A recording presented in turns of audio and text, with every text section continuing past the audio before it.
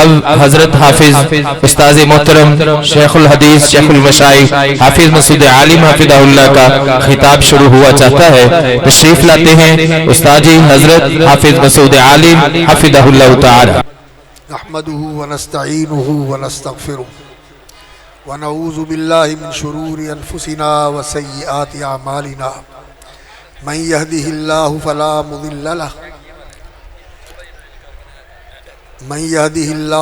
مضل له ومن يضلل فلا هادي له واشهد ان لا اله الا الله وحده لا شريك له واشهد ان محمدا عبده ورسوله۔ اعوذ باللہ السمیع العلیم من الشیطان الرجیم۔ قال اللہ تبارک و تعالی وَلَقَدْ وَصَّيْنَا الَّذِينَ أُوتُوا الْكِتَابَ مِن قَبْلِكُمْ وَإِيَّاكُمْ أَنِ اتَّقُوا اللَّهَ۔ وقال سبحانه وتعالى يا أيها الذين آمنوا اتقوا الله حق تقاته ولا تموتن إلا وأنتم مسلمون۔ وقال عز من قائل يا أيها الذين آمنوا اتقوا الله وقولوا قولا سديدا يصلح لكم أعمالكم ويغفر لكم ذنوبكم ومن يطع الله ورسوله فقد فاز فوزا عظيما۔ فضیلت مآب علماء کرام، اساتذہ، دعات، مبلغین اور عزیز القدر وہ طلباء جنہوں نے قرآن مجید حفظ کیا ہے اور حفظ کر رہے ہیں، اور اسی طرح وہ عزیز طلباء جو درس نظامی میں شامل ہیں اور اس کی تعلیم حاصل کر رہے ہیں، اور بہت ہی محترم اور مکرم احباب گرامی، حاضرین کرام، اور انتہائی لائق تکریم اور قابل احترام عفت مآب ہماری مائیں، بہنیں، بیٹیاں جو اس اجتماع کے اندر شریک ہیں، آپ لوگ ماشاءاللہ ایک لمبے وقت سے اس اجتماع کے اندر شریک ہیں۔ یہ ایک دینی اجتماع ہے جہاں قرآن مجید پڑھا جا رہا ہے، اس کے بارے میں آپ کو بتایا جا رہا ہے، رسول اکرم صلی اللہ علیہ وسلم کی احادیث سنائی جا رہی ہیں، تو خاموشی اختیار کریں۔ قرآن کا ادب ہوتا ہے، علم کی مجلس کا ادب ہوتا ہے، تو انسان کو یہاں مؤدب ہو کے بیٹھنا چاہیے۔ جو عزیز ادھر ادھر باتیں کر رہے ہیں خاموش ہو جائیں، اطمینان کے ساتھ تشریف رکھیں۔ آپ وہ لوگ ہیں جو اس مجلس میں بیٹھے ہوئے ہیں، اور اللہ رب العزت اپنے درباری فرشتوں میں یہاں بیٹھنے والوں کا ذکر کر کے فخر کرتے ہیں کہ دیکھو میرے بندے میرے پیغام کو سننے کے لیے، میرا ذکر سننے کے لیے، میرے دین کی تعلیمات کو جاننے اور سیکھنے کے لیے بیٹھے ہوئے ہیں۔ اور جو فرشتے اللہ رب العزت کے اس دنیا کے اندر، ان کی ذمہ داری یہ ہے کہ وہ ذکر کی، نصیحت کی، دین کی، قرآن اور حدیث کی مجالس کو تلاش کرتے ہیں، اور جہاں کہیں یہ مجلس انہیں ملتی ہے تو وہ دوسرے فرشتوں کو بھی بلا لیتے ہیں، اور پھر وہ اس پوری مجلس کو، وہ حضرات ہوں یا خواتین ہوں، ان کی مجلسوں کو گھیر لیتے ہیں، اور ان کے پرے ایک کے اوپر دوسرا اور دوسرے کے اوپر تیسرا، اس طرح پرے کے اوپر پرے لگتے جاتے ہیں، آسمان کی بلندیوں تک پہنچ جاتے ہیں، اور وہ ان کے لیے دعا کرتے ہیں بیٹھنے والوں کے لیے۔ اور جب اللہ رب العزت کے پاس اس کی رپورٹ پیش کرتے ہیں تو اللہ رب العزت پوچھتے ہیں کہ یہ کیا چاہتے ہیں۔ آپ لوگ بھی اپنے دل میں سوچیں کہ آپ کیا چاہتے ہیں۔ آپ اللہ رب العزت کی رضا چاہتے ہیں، اللہ رب العزت کی مغفرت چاہتے ہیں، اللہ سے جنت کا سوال کرتے ہیں اور جہنم سے بچنا چاہتے ہیں۔ فرشتے یہی کہتے ہیں کہ یا اللہ یہ تیری رضا کے اور تیری جنت کے طلبگار ہیں، اور تیرے غضب سے پناہ مانگتے ہیں اور جہنم سے بچنا چاہتے ہیں، تو تیرا ذکر کر رہے ہیں، سبحان اللہ پڑھتے ہیں، الحمدللہ پڑھتے ہیں، اللہ رب العزت کی حمد و ثنا کرتے ہیں، تو اللہ رب العزت فرماتے ہیں کہ انہوں نے مجھے دیکھا ہے۔ تو فرشتے کہتے ہیں اللہ آپ کو تو نہیں دیکھا۔ اللہ تعالیٰ فرماتے ہیں کہ اگر مجھے دیکھ لے تو تو فرشتے کہتے ہیں تو پھر تو اور زیادہ تیری تعریف کریں، اور زیادہ تیری حمد و ثنا کریں، اور زیادہ تیری بڑائی بیان کریں۔ سارے سبحان اللہ پڑھ لیں، سارے الحمدللہ پڑھ لیں، سارے اللہ اکبر پڑھ لیں، خواتین بھی پڑھ لیں اللہ اکبر، تو تیرا اور زیادہ ذکر کریں۔ تو اللہ رب العزت پوچھتے ہیں یہ چاہتے کیا ہے؟ یا اللہ تیری جنت کے طلبگار ہیں۔ اللہ رب العزت فرماتے ہیں گواہ رہنا میں نے ان سب کو جنت دے دی۔ اور فرشتے کہتے ہیں یا اللہ جہنم سے پناہ مانگتے ہیں، تیری پناہ میں آنا چاہتے ہیں کہ جہنم سے بچا لے۔ اللہ فرماتے ہیں میں نے انہیں جہنم سے آزاد کر دیا۔ اللہ اکبر۔ اللہ تعالی ہمیں جنت دے دے، جہنم سے بچا لے، اور اللہ رب العزت ہمیں اپنی ایسی محبت نصیب فرما دے کہ ہر وقت ہماری زبان پہ اللہ کا نام ہو، ہمارے دل میں اللہ کا دھیان ہو، اور ہماری زندگی کا ہر لمحہ اللہ کی فرما برداری اور اللہ رب العزت کی شکر گزاری اور اللہ رب العزت کی طرف توجہ اور انابت کے اندر گزرے۔ اللہ تعالی ہمیں یہ سعادت نصیب فرمائے۔ اور پھر جب یہ مجلس اختتام پذیر ہوتی ہے، یہ مجلس مکمل ہو کر اپنے اپنی گھروں کی طرف لوگ روانہ ہوتے ہیں، تو دروازوں کے اوپر کھڑے ہوئے فرشتے ان کو بشارت دیتے ہیں، وہ مرد ہوں یا خواتین ہوں، بشارت دیتے ہیں فرشتے کہ جاؤ اللہ رب العزت نے تمہارے سارے گناہ معاف کر دیے، اللہ رب العزت نے تمہاری برائیاں اور تمہاری کوتاہیاں معاف کر کے ان کو نیکیوں میں بدل دیا۔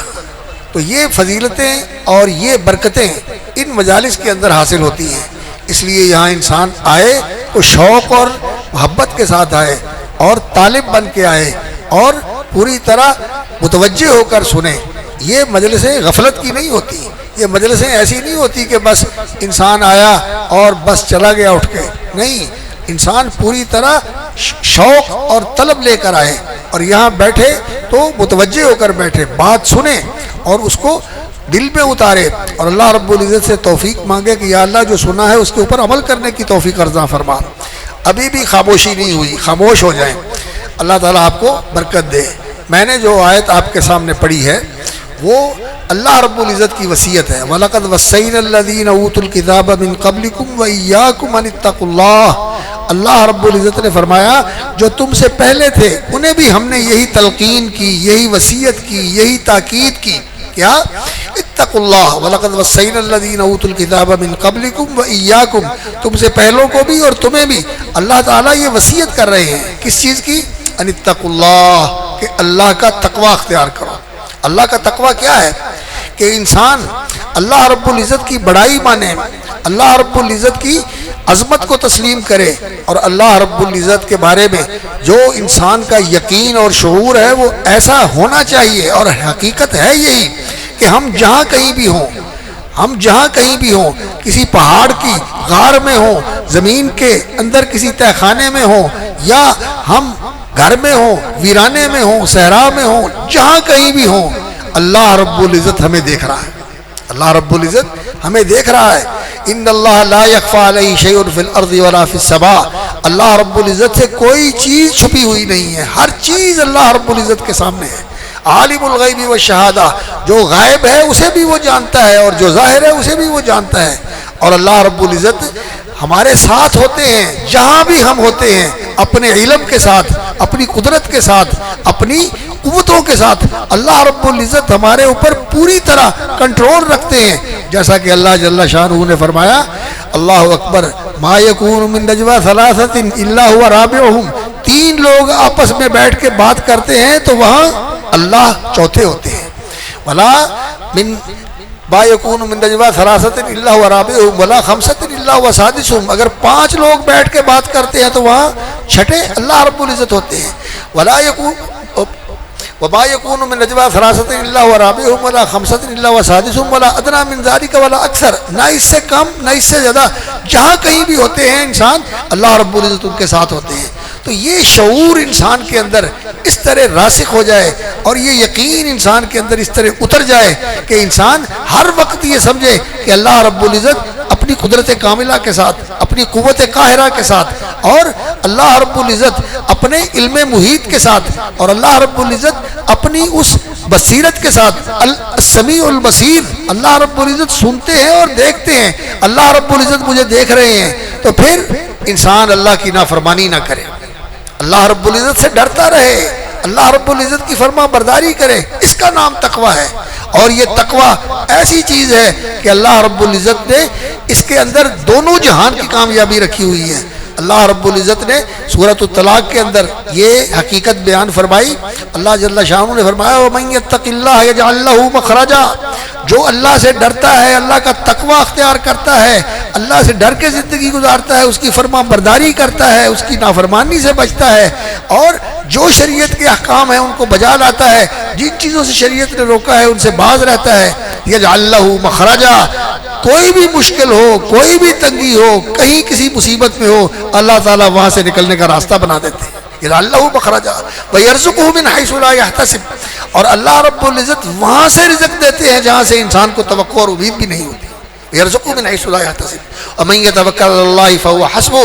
اور جو اللہ پر بھروسہ کرتا ہے اللہ اس کے لیے کافی ہو جاتا ہے۔ اور اسی سیاق کے اندر اللہ رب العزت نے فرمایا ومن یتق اللہ یجعل لہ من امرہ یسرا،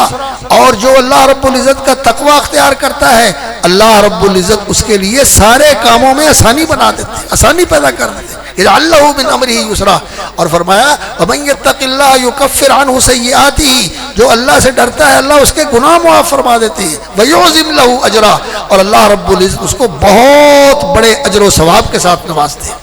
تو میرے بھائیوں اور میرے عزیزوں، میری ماں اور میری بہنوں بیٹیوں، زندگی کے اندر اللہ رب العزت کا تقویٰ اختیار کرنا چاہیے۔ یہ اللہ رب العزت نے قرآن مجید میں بار بار فرمایا ہے، بار بار اس کی تاکید فرمائی ہے، اور رسول اکرم صلی اللہ علیہ وسلم کے ہر خطبے کے اندر، یہ خطبہ جو ہمارے علماء کرام پڑھتے ہیں، اس میں جو رسول اکرم صلی اللہ علیہ وسلم اہتمام کرتے تھے تقوی کی آیات آپ صلی اللہ علیہ وسلم کے ہر خطبے کا حصہ ہوتی تھی۔ کس لیے؟ کہ یہ انسان کی ایسی تعلیم ہے، ایسی تربیت ہے کہ ہر وقت انسان کو اس تقوی کو اختیار کرنا چاہیے اور اس تقوی کا پیکر بننا چاہیے۔ رسول اکرم صلی اللہ علیہ وسلم نے اپنے ایک صحابی سے بھی یہی وصیت فرمائی تھی، اتق اللہ حیث ما کنت، جہاں بھی ہو، خلوت میں ہو، جلوت میں ہو، کسی اکیلے پن میں ہو، پبلک میں ہو، بالکل ایسی جگہ پہ ہو جہاں اور کوئی نہیں ہے، یا لوگوں کے اندر ہو، جہاں کہیں بھی ہو، اتق اللہ حیث ما کنت، جہاں بھی ہو اللہ سے ڈرتے رہو۔ کیوں؟ اس لیے کہ تم اللہ سے بھاگے ہوئے نہیں ہو، اللہ تعالیٰ تم سے غافل نہیں ہے، تم اللہ رب العزت کے قبضے سے باہر نہیں ہو، جہاں چاہے اللہ رب العزت تمہارے جسم کے نظام کو فوراً روک دے، دھڑکتا ہوا دل بند ہو جائے، یہ دوڑتا ہوا خون منجمد ہو جائے، اور یہ حرکت کرنے والے اعصاب بالکل مفلوج ہو جائیں۔ ایسا ہوتا ہے، دیکھتے ہیں ہم دنیا کے اندر، بالکل بھلا چنگا آدمی ہوتا ہے اور شریان پڑتی ہے، سارا جسم کا نظام معطل ہو جاتا ہے۔ اللہ اکبر۔ اس لیے انسان کو اللہ کی پکڑ سے ڈرتے رہنا چاہیے اور اللہ کی فرما برداری کرنی چاہیے، اللہ کی نافرمانی سے بچنا چاہیے۔ آج ہماری زندگی کے اندر فرما برداری گھٹ گئی اور نافرمانیاں بڑھ گئی، اللہ کی یاد کم ہو گئی اور اللہ سے غفلت بڑھ گئی، اس لیے آج پریشانیاں ہیں۔ اور اگر ہم اللہ رب العزت کے اوپر یقین اور ایمان پیدا کریں اپنے اوپر کہ وہ میرا مالک ہے، وہ میرا منعم ہے، میرا محسن ہے، میرا کارساز ہے، میرا مددگار ہے، وہ غنی ہے، نوازنے والا، اور میں فقیر اور محتاج ہوں، اس کے سوا میرے لیے کوئی پناہ کی جگہ نہیں، میرے لیے کوئی سہارا نہیں،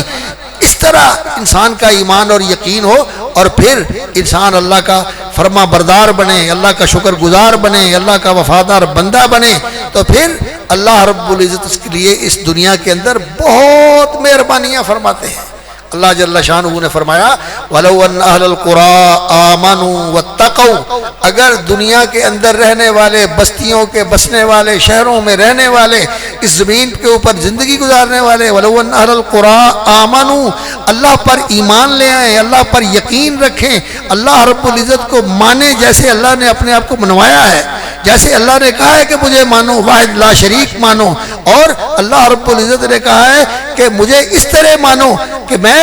پوری کائنات کا خالق اور فرما روا ہوں، رب الناس لوگوں کا پروردگار ہوں، ملک الناس لوگوں کا بادشاہ ہوں، فتعال اللہ الملک الحق، سچا بادشاہ اللہ رب العزت، وہی رزاق ہے اور وہی مددگار ہے، اور وہی ہے جو ساری مخلوق کا رزق دینے والا ہے، اور وہی مخلوق ہے جو ہر ایک کی حفاظت کرنے والا ہے، اور وہی ہے جس کا سہارا اصل سہارا ہے۔ یہ چیزیں انسان کے ایمان کا حصہ ہے۔ اللہ پر انسان کا ایسا ایمان ہونا چاہیے کہ وہ اللہ کو اپنا رب بھی مانتا ہے، اپنا بادشاہ بھی مانتا ہے، اور اپنا مطلوب و مقصود اور محبوب و مطلوب بھی اللہ رب العزت کو بناتا ہے کہ میری زندگی کا مقصد یہ ہے کہ میرا اللہ مجھ سے راضی ہو جائے، میرا اللہ مجھ سے خوش ہو جائے، میرا اللہ مجھے نواز دے، میرا اللہ یہ میرا مقصد ہے کہ یا اللہ مجھے تیری رضا مل جائے، تو راضی ہے تو پھر ساری دنیا ناراض ہو مجھے اس کی پرواہ نہیں، اور اگر تو ناراض ہے تو سارے راضی ہو جائیں، میں ناکام ہوں،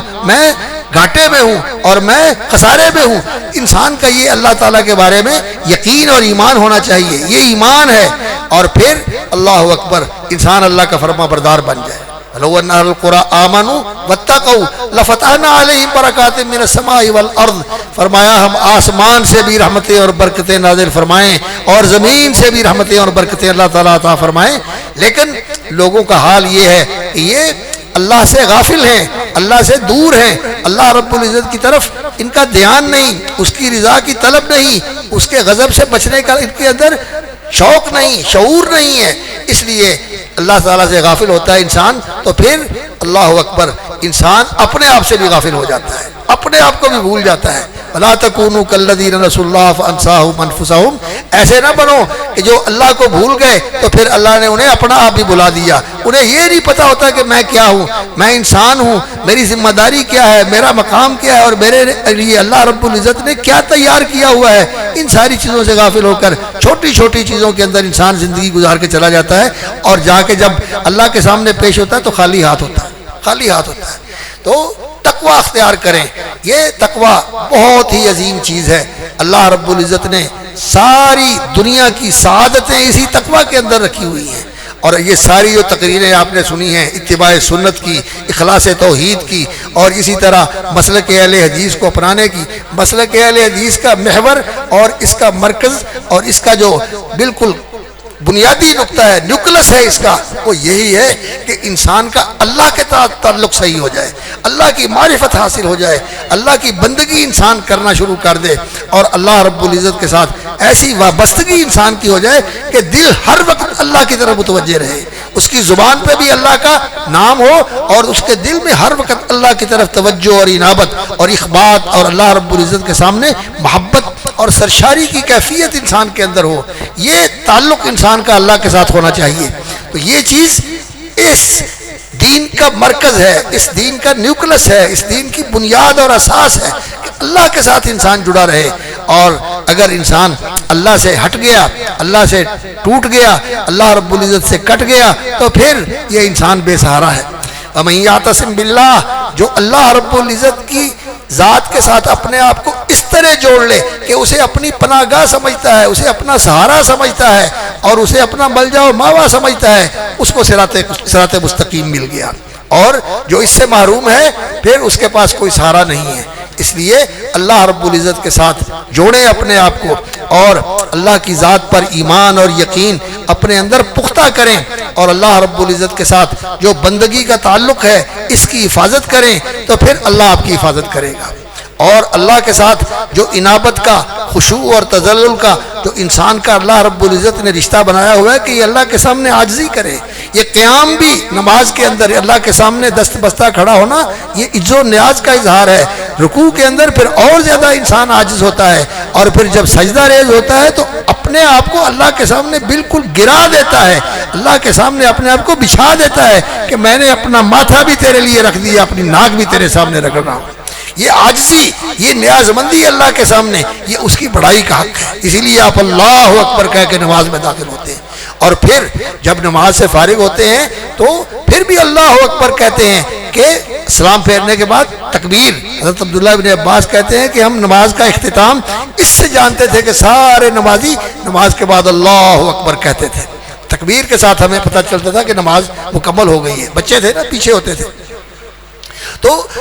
شروع میں بھی اللہ اکبر اور آخر میں بھی اللہ اکبر، یعنی یہ نماز اللہ کی بڑائی کو مانتے ہوئے۔ اور محترم نقوی صاحب اللہ ان کی زندگی میں برکت کرے، آپ کو رفع الیدین کے بارے میں بتا رہے تھے، یہ رفع الیدین بھی اللہ کی بڑائی کا اظہار ہے۔ زبان سے بھی ہم اللہ اکبر کہتے ہیں کہ اللہ بڑا ہے، اور ہاتھوں کے ساتھ بھی اس کی بڑائی کا اظہار کرتے ہیں، میرے ہاتھ تیرے سامنے اٹھے ہوئے ہیں، اور میں نے اپنے آپ کو تیرے سامنے سرنڈر کر دیا ہے. اور جب ہاتھ باندھتے ہیں اس کا معنی یہ ہے کہ میں نے اپنے آپ کو اس طرح تیرے سامنے لا کے کھڑا کر دیا جیسے کسی قیدی کو اس کے بادشاہ کے سامنے یا اس کے حاکم کے سامنے پیش کر دیا جاتا ہے. تو اللہ رب العزت ہمیں یہ شعور نصیب کرے. یہ شعور دین ایک معرفت کا نام ہے, ایک علم اور یقین کا نام ہے, ایک شعور اور وجدان کا نام ہے. ایسا نہیں ہے کہ انسان یہ کام ایسے ہی کرے جیسے روٹین کی بعض چیزیں ہوتی ہیں اور دل میں اور ذہن میں کوئی چیز ہی نہیں ہوتی. نہیں, انسان کو شعوری طور پر اور وجدانی طور پر اور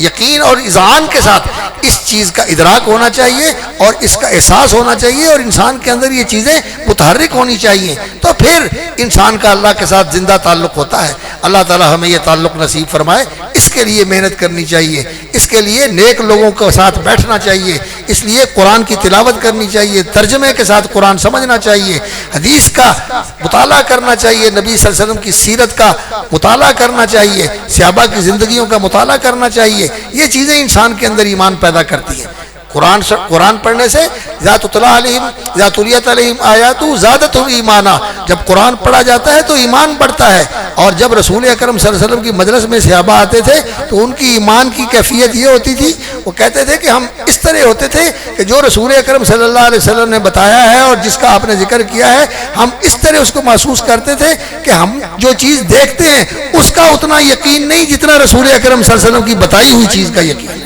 یہ ایمانی کیفیت ہوتی تھی. اور پھر جب چلے جاتے تھے تو اس وقت پھر وہ کیفیت نہیں رہتی تھی, تو اس پر وہ پریشان ہو گئے. تو حضرت حنظلہ اور حضرت ابوبکر صدیق رضی اللہ تعالیٰ عنہ نے آ کے رسول اکرم صلی اللہ علیہ وسلم کے سامنے اظہار کیا کہ یا رسول اللہ آپ کے پاس تو ہمارا ایمان ایسا ہوتا ہے اور ہم آتے ہیں ایمان کی مجلسوں میں اور واعظ کی مجلسوں میں, دین کی مجلسوں میں, لیکن ہماری کیفیت یہ نہیں ہوتی کہ ہمارا ایمان اور یقین جو ہے یہ بڑا ہوا ہو. ہمیں اس پر توجہ دینی چاہیے. ان مجلسوں میں آ کر انسان کو اپنے اندر تبدیلی محسوس کرنی چاہیے اور انسان دنیا کے علائق اور دنیا کے جو تعلقات اور دنیا کی جو مشغولیات ہیں اپنے آپ کو ان سے نکالے اور اللہ کے رسول کی طرف اور اللہ کے دین اور قرآن اور حدیث کی طرف اپنے آپ کو متوجہ کرے. تو یہ چیز ہمارے اندر ہونی چاہیے. میں عرض یہ کر رہا ہوں کہ ایمان یہ انسان کی کیفیت ہے. صحابہ کرام رسول اکرم صلی اللہ علیہ وسلم کی مجلس میں بیٹھ کے ان کا ایمان بڑھتا تھا اور اسی طرح رسول اکرم صلی اللہ علیہ وسلم کے فیض سے جو روحانی اور ایمانی فیض تھا ان کے دلوں کے اوپر اثر ہوتا تھا. تو ہمارے اندر بھی اس طرح کا ہونا چاہیے کہ ہمارے دل نیکی کی مجلس میں آ کے متاثر ہوں, اثر قبول کریں, دل نرم ہو اور انسان کا آخرت کی طرف دھیان ہو, اللہ کی طرف توجہ ہو اور انسان کے اندر نیکی اور بلائی اور خیر کا جذبہ جو ہے یہ پروان چڑھے. اپنے اندر تبدیلی محسوس کرنی چاہیے. یہ آپ کی کانفرنس کا نام پیغمبر انقلاب ہے. انقلاب تو خیر تبدیلی کے معنی میں ہوتا ہے, لیکن رسول اکرم صلی اللہ علیہ وسلم نے لوگوں کی زندگی بدل دی. جو ایمان اور اسلام سے پہلے زندگی تھی بالکل اس سے بدل کر ایک اور زندگی عطا کر دی. ایک اور زندگی لوگوں کو اللہ کے رسول صلی اللہ علیہ وسلم نے سکھائی اور لوگوں نے اس زندگی کو اختیار کر لیا. جیسا کہ ایک صحابی کے بارے میں آتا ہے کہ وہ کسی خاتون کے ساتھ ان کا کچھ پہلے زمانے میں جاہلیت کے زمانے میں دوستانہ تھا اور آنا جانا تھا, ملنا جلنا تھا. تو وہ مکے گئے ہوئے تھے تو اسی کے ساتھ ان کا آمنا سامنا ہو گیا. وہ آئی اور کہنے لگی تم فلاں ہو؟ تو انہوں نے کہا میں فلاں ہوں. تو کہنے لگی میں فلاں ہوں, آؤ آج مکہ ملا ہے, آؤ ایک رات ایسے گزارتے ہیں. تو وہ کہنے لگے میں تو مسلمان ہو گیا ہوں اور اسلام کے اندر زنا کو حرام کر دیا گیا ہے, غیر عورت کے پاس بیٹھنا اور اس کے ساتھ ملنا جلنا اس کی ممانعت کر دی گئی ہے. ان کی فوراً زندگی بدل جاتی تھی. اللہ اکبر. جو چیز پہلے ان کی گھٹی میں پڑی ہوئی تھی جب اللہ کا حکم آ گیا تو وہ فوراً چھوڑ دیتے تھے اسے. جیسا کہ حضرت انس رضی اللہ تعالیٰ عنہ کہتے ہیں کہ ہمارے گھر میں شراب کی مجلس لگی ہوئی تھی اور لوگ شراب پی رہے تھے تو میں ان کو شراب دے رہا تھا. جب مکے کے مدینہ منورہ کے اندر رسول اکرم صلی اللہ علیہ وسلم کے منادی نے یہ اعلان کیا کہ لوگو الا ان الخمر قد حرمت, شراب حرام کر دی گئی ہے. تو جس کے ہاتھ میں پیالہ تھا, جس کے منہ میں گھونٹ تھا اور جو انڈیل رہا تھا سب نے وہی, جس کے منہ میں ہے وہ حلق میں نہیں گئی اس نے اگل دی, جس کے ہاتھ میں پیالہ تھا اس نے اٹھا دیا اور جو سرائی سے ڈال رہا تھا اس نے وہی چھوڑ دیا. کوئی پولیس نہیں, کوئی فورس نہیں, یہ ایمان تھا جس نے ان کو بدل دیا. یہ ایمان بدل دینے والی چیز ہے، یہ انسان کو بدل دیتی ہے۔ اور آپ یقین کریں کہ جب موسیٰ علیہ السلام کا مقابلہ کرنے والے جادوگر آئے تھے تو ان جادوگروں نے فرعون سے آ کر کہا تھا ہمیں کیا ملے گا؟ اس نے کہا میں تمہیں اپنے حاشیے میں اور اپنے وزیروں مشیروں میں شامل کر لوں گا۔ تو وہ کہنے لگے کہ ٹھیک ہے، موسیٰ علیہ السلام سے کہا کہ ہم ڈالیں یا آپ ڈالیں؟ موسیٰ علیہ السلام نے کہا آپ ڈالو، اور پھر انہوں نے بہت بڑا جادو کیا، لوگ حیران ہو گئے، اور انہوں نے اتنی رسیاں پھینکی کہ وہ سانپ بن کر بچھو بن کر چلنی شروع ہو گئی۔ تو اللہ رب العزت نے فرمایا لا تخف موسیٰ آپ نہیں ڈریں، انک انت الاعلی، آپ کو اللہ تعالیٰ اونچا رکھے گا، آپ کو بلند و بالا رکھے گا۔ اور جب انہوں نے اپنی لاٹھی ڈالی فَإِذَا هِيَ تَلْقَفُ مَا يَأْفِكُونَ، تو اس نے سب کو نگل لیا، سب کو اس نے نگل لیا۔ اب جادوگروں کو پتہ چل گیا کہ یہ جادو نہیں ہے، یہ تو کوئی اور ہی چیز ہے۔ جادو تو صرف آنکھوں پر ہوتا ہے، نظر پر ہوتا ہے کہ انسان کو نظر کچھ آتا ہے، حقیقت کچھ نہیں ہوتی۔ تو جادوگر جو ہے وہ صرف نظر پہ اثر کرتا ہے اور انسان کی سوچ کے اوپر اثر کرتا ہے، کوئی چیز نہیں بدلتی، صرف لوگوں کو نظر غلط آتا ہے۔ تو وہ جو چاہتا ہے وہ لوگوں کو نظر آتا ہے۔ لیکن موسیٰ علیہ السلام نے جو لاٹھی ڈالی تو وہ تو حقیقتاً صاف بن گئی اور اس نے ان سب کو نگل لیا۔ تو جادوگروں کو علم ہو گیا کہ موسیٰ علیہ السلام سچے ہیں، تو کہنے لگے آمنا برب ہارون و موسیٰ، ہم موسیٰ اور ہارون کے رب پر ایمان لے آئے،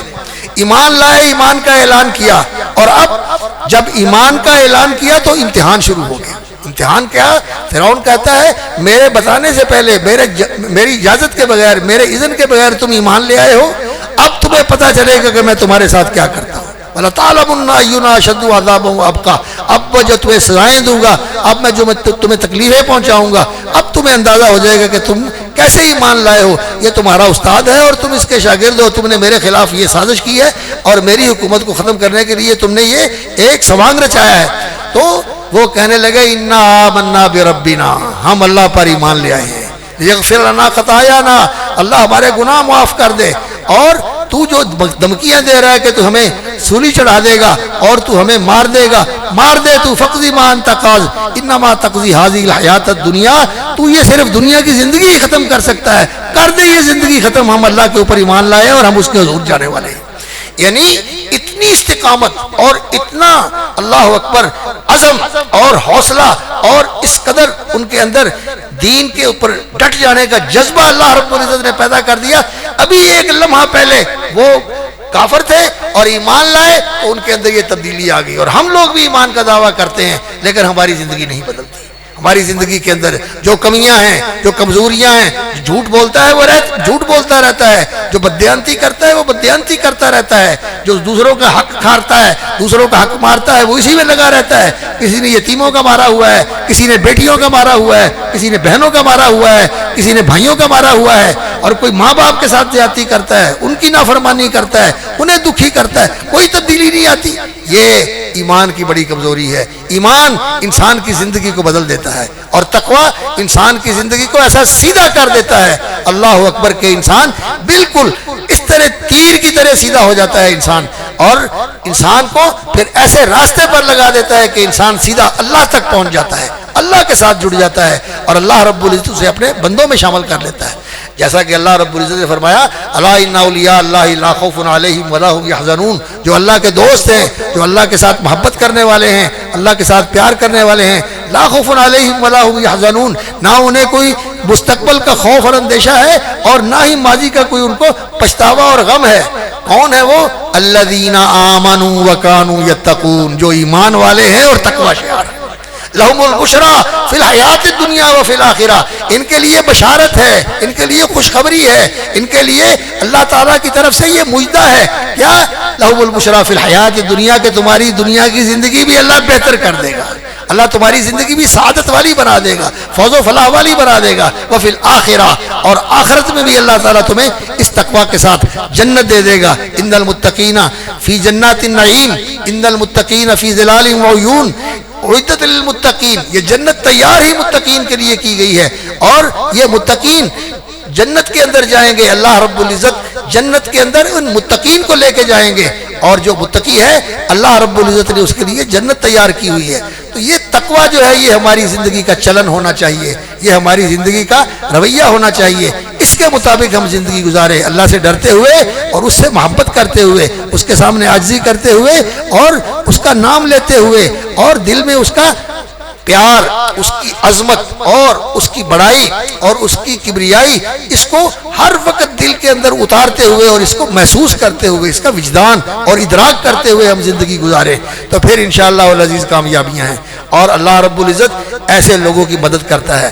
اللہ تعالیٰ کہتا ہے ان اللہ لمع المتقین، جو تقوی شعار ہے اللہ ان کے ساتھ ہوتا ہے۔ آج اگر ہم بے یار و مددگار ہیں اور دنیا کے اندر پستیوں کی طرف جا رہے ہیں، زوال کی طرف جا رہے ہیں، محرومیوں کی طرف جا رہے ہیں، تو اس کی وجہ یہ ہے کہ آج ہماری زندگی میں تقوی نہیں رہا۔ تقوی اختیار کریں، اتقوا اللہ وقولوا قولا سدیدا، اور سچی بات کریں، جھوٹ چھوڑ دیں۔ اللہ تعالیٰ کہتے ہیں اتقوا اللہ وقولوا قولا سدیدا یصلح لکم اعمالکم، اللہ تمہارے سارے کام سنوار دے گا، یصلح لکم اعمالکم ویغفر لکم ذنوبکم، اور تمہارے گناہ بھی اللہ معاف کر دے گا۔ ومن یطع اللہ ورسولہ، جو اللہ اور اس کے رسول کی اطاعت کرے، اس کی فرما برداری میں زندگی گزارے، وہ انشاءاللہ العزیز کامیاب ہے۔ اللہ رب العزت سے ہم دعا کرتے ہیں کہ اللہ رب العزت ہمیں تقوی شعار بنا دے اور اپنا فرما بردار بنا لے، اپنا شکر گزار اور اپنا وفادار بندہ بنا لے۔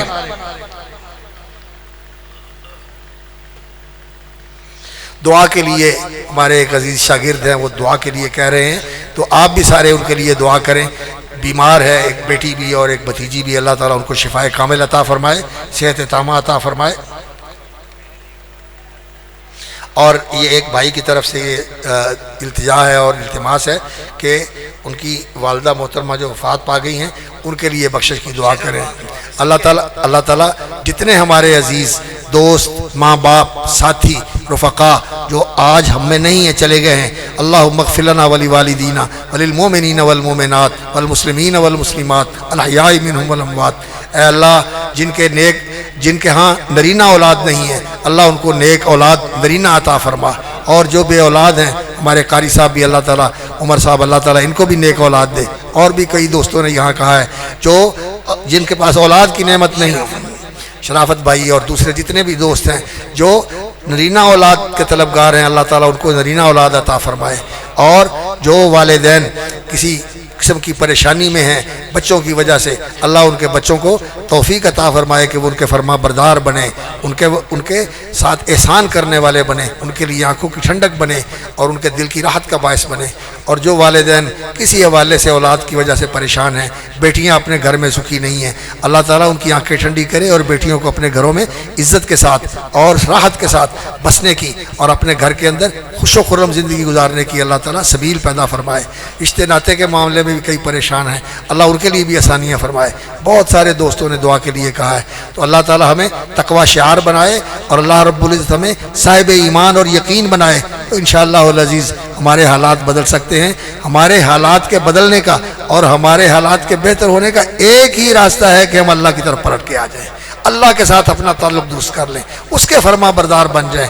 اس کے ساتھ ہمارا تعلق محبت کا، عاجزی کا، تقوی کا اور خشیت کا ایسا ہو کہ ہم سب کچھ گوارا کر لیں، لیکن اللہ کے ساتھ جو ہمارا تعلق ہے اس میں کمی اور کمزوری نہ آنے دیں، تو پھر انشاءاللہ اللہ ہمارے ساتھ ہے۔ جس کے ساتھ اللہ ہے پھر اس کو کسی قسم کی پرواہ نہیں۔ جیسے موسیٰ علیہ السلام نے کہا تھا، جب انہوں نے کہا کہ پیچھے فرعون ہے اور آگے سمندر ہے، موسیٰ مارے گئے، موسیٰ علیہ السلام نے کہا تھا نہیں، اِنَّ مَعِیَ رَبِّی، میرا رب میرے ساتھ ہے، میرے لیے راستہ نکالے گا۔ تو اللہ تعالیٰ ہمیں اس کی توفیق عطا فرمائے۔ دعا کے لیے ہاتھ اٹھا دیں اور آمین کہہ دیں۔ اللہم لک الحمد کلہ ولک الشکر کلہ، اللہم صلی علی محمد وعلی آل محمد وبارک علی محمد وعلی آل محمد کما صلیت وبارکت علی ابراہیم وعلی آل ابراہیم انک حمید مجید۔ اللہم انا نسألک البر والتقوی، اللہم انا نسألک البر والتقوی من العمل ما ترضى، اللہم حبب الینا الایمان وزینہ فی قلوبنا، اللہ ہمیں ایمان نصیب فرما، ہمارے دلوں میں ایمان اتار دے، رچا بسا دے۔ یا اللہ ہمیں اپنی ذات پر سچا یقین اور ایمان نصیب فرما، اللہ سچا یقین اور ایمان نصیب فرما۔ اللہم ارزقنا ایمانا یباشر قلوبنا، اللہم ارزقنا ایمانا یباشر قلوبنا، اللہم انا نسألک البر والتقوی، اللہ ہمیں تقوی کی دولت سے نواز دے، اللہ تقوی شعار بنا دے۔ یا اللہ اپنا فرما بردار بنا لے۔ یا اللہ جو ہمارے ماں باپ فوت ہو گئے اللہ ان کی بخشش فرما۔ یا اللہ جو دوست بھائی ساتھی فوت ہو گئے ان کی بخشش فرما۔ اللہم اغفر لنا ولوالدینا وللمؤمنین والمؤمنین والمؤمنات والمسلمین والمسلمات الاحیاء منہم والاموات۔ اے اللہ ہمارے جو بھائی تیرے گھر میں بیٹھے ہوئے ہیں، ہماری بہنیں اور بیٹیاں تیرے گھر میں بیٹھی ہوئی ہیں، تیری باتیں سن رہی ہیں، اس اجتماع کے اندر شریک ہیں، یا اللہ جس کی جو پریشانی ہے اس کو دور کر دے، یا اللہ جس کے کاروبار میں مشکلیں پریشانیاں ہیں ان کو دور کر دے، یا اللہ ان کے لیے آسانیاں کر دے، رزق حلال آسانی والا، فراوانی والا اور وسعت والا عطا فرما، اور یا اللہ جو مقروض ہیں اللہ ان کے قرضے اتار دے، قرضے کے بوجھ سے انہیں آزاد کر دے، یا اللہ جن کے گھروں میں بے اتفاقی ہے الفت و محبت اور اتفاق اور یگانگت نصیب فرما، الف بین قلوبنا واصلح ذات بیننا، یا اللہ جو تیرے دین کی خدمت کر رہے ہیں، یہ مسجد، یہ ادارہ، یا اللہ یہاں پڑھانے والے، اس کا انتظام و اہتمام کرنے والے، اس کی نگرانی کرنے والے، یا اللہ ان سب کو جزائے خیر عطا فرما، یا اللہ ان کی زندگیوں میں برکت فرما، یا اللہ ان کی ضرورتیں اور حاجتیں پوری فرما، یا اللہ یہ پڑھنے والے بچوں کو دیندار بنا، یا اللہ قرآن کا حامل اور قرآن پر عمل کرنے والا اور قرآن کا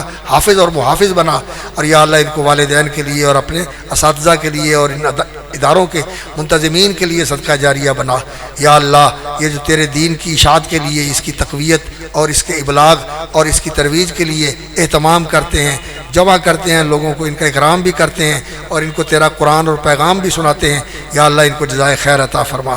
جو اہتمام کرنے والے، انتظام کرنے والے ہیں اور جو ان کے ساتھ تعاون کرنے والے ہیں اور ان کا دست و بازو بننے والے ہیں، یا اللہ ان کے زندگیوں میں برکت فرما، اموال میں برکت فرما، اعمال میں برکت فرما، یا اللہ اور زیادہ توفیق کے ساتھ نواز، یا اللہ جو تیرے علم میں خیر ہمارے لیے بہتر ہے یا اللہ اس سے مالا مال فرما دے، جو شر آپ کے علم میں ہمارے لیے نقصان دہ ہو سکتا ہے اسے ہمیں محفوظ فرما دے، یا اللہ پیارے نبی صلی اللہ علیہ وسلم نے جو خیر اور برکات مانگی، یا اللہ ہم بھی وہ مانگتے ہیں اور ہمیں بھی ان سے مالا مال فرما دے، اور جس شر سے انہوں نے پناہ مانگی ہم بھی اس سے پناہ مانگتے ہیں، یا اللہ تیری پناہ میں آتے ہیں، اپنی پناہ میں لے کر اس سے ہمیں بچا لے، یا اللہ ہم سب کو دین کے راستے کے اوپر استقامت نصیب فرما، اسلام کے اوپر زندہ رکھ، ایمان کی بہترین حالت میں حسن خاتمہ نصیب فرمانا، یا اللہ رسول اکرم صلی اللہ علیہ وسلم کی شفاعت اور آپ کی قیادت میں جنت کے اندر آپ صلی اللہ علیہ وسلم کی رفاقت، اور یا اللہ اپنا دیدار نصیب کرنا، یا اللہ اپنی رضا و رحمت کے ساتھ نواز، یا اللہ ہمارے سارے کاموں کے اندر ہماری مدد فرما، یا اللہ جو ہماری مشکلیں ہیں وہ آسان فرما دے، جو پریشانیاں ہیں وہ دور فرما دے، یا اللہ جو مانگ سکے وہ بھی دے دے، جو نہیں مانگ سکے تیرے علم میں بہتر ہے وہ بھی عطا فرما دے، ربنا آتنا فی الدنیا حسنہ وفی الآخرۃ حسنہ وقنا عذاب النار، یا اللہ جو رسول اللہ صلی اللہ علیہ وسلم نے فرمایا ہے کہ جب